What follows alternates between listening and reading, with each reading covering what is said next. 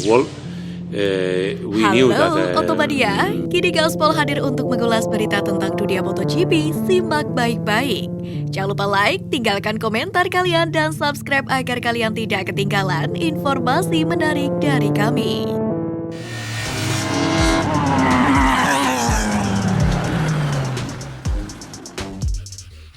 Alasan mengejutkan sirkuit Mandalika tidak layak tes pramusim MotoGP 2023. Sirkuit Mandalika dikabarkan tidak layak untuk menggelar tes pramusim MotoGP 2023. Padahal sirkuit Sepang Malaysia diberitakan bisa menggelarnya. Lantas apa penyebabnya? Ya, sirkuit Mandalika Indonesia gagal dipilih untuk menjadi tempat diselenggarakannya tes pramusim MotoGP 2023, Moto2 dan Moto3.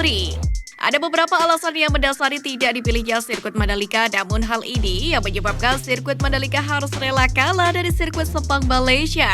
Sirkuit Sepang Malaysia sendiri dipilih sebagai lintasan balap untuk ajang tes pramusim, sedangkan Mandalika masih perlu perbaikan kembali setelah komentar dari pembalap beberapa waktu lalu. Saat seri MotoGP Mandalika 2022, banyak keluhan yang muncul saat balapan dilangsungkan sehingga ini menjadi penilaian kenapa tidak dipilihnya sirkuit ini menjadi lintasan pramusim MotoGP 2023. MotoGP mengumumkan sirkuit Mandalika diganti dengan sirkuit Algarve Portimao, Portugal untuk tes pramusim tahun 2023. Sirkuit Algarve akan menggelar tes pramusim pada kelas MotoGP, Moto2 dan Moto3.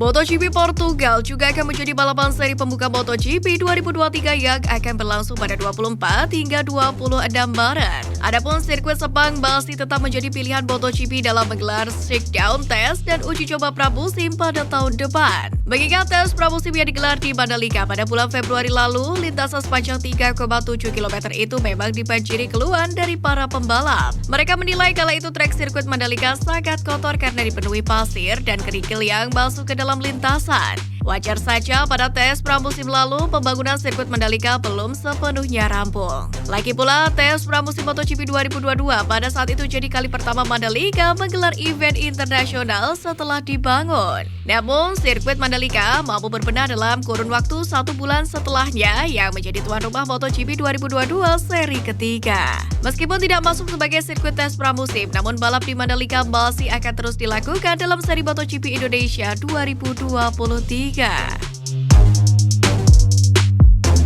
Sirkuit pesaing Mandalika bangkrut, gagal gelar MotoGP. Sirkuit Sebring resmi bangkrut. Sirkuit pesaing Mandalika yang berlokasi di Finlandia ini gagal menyelenggarakan MotoGP untuk selamanya. Padahal Sebring baru dibangun dan menjadi sirkuit debutan bersama dengan sirkuit Mandalika di Lombok Tengah, Nusa Tenggara Barat. Seperti dikutip dari Speedweek, anak perusahaan Sebring Events tidak dapat membayar biaya yang diminta Dorna Sport sehingga akhirnya mereka mengajukan kebangkrutan atau pilot. Itu artinya MotoGP Finlandia sudah mati selamanya. Sebelumnya, sirkuit Sebring dijadwalkan akan menggelar MotoGP 2022 dan bergabung dengan sirkuit Mandalika sebagai sirkuit debutan di MotoGP.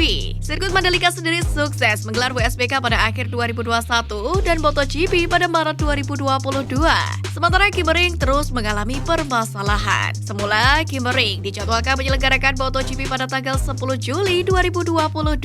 Namun hal itu urung dilakukan lantaran pihak Sebring tidak bisa memenuhi persyaratan yang diminta Dorna sehingga tidak bisa dilakukan homologasi. Sirkuit Sebring tidak bisa menyelesaikan pembangunan pedok, akses jalan dalam kondisi memprihatinkan, begitu pula jalur ambulans di sekitar area sirkuit. Setelah pemilik Sebring bangkrut, agensi acara Sebring Events pun kini mengalami nasib yang sama. Perusahaan ini adalah mitra kerja Dorna yang mengatur dan menyelenggarakan sebuah acara lainnya di sirkuit baru itu. Beberapa minggu yang lalu tersiar kabar bahwa Dorna telah mengajukan klaim sebesar 6,4 juta euro kepada Sebring Events karena pembatalan GP. Dasarnya adalah kontrak jangka panjang yang ditandatangani pada 2021 lalu untuk menjadi tuan rumah GP Finlandia.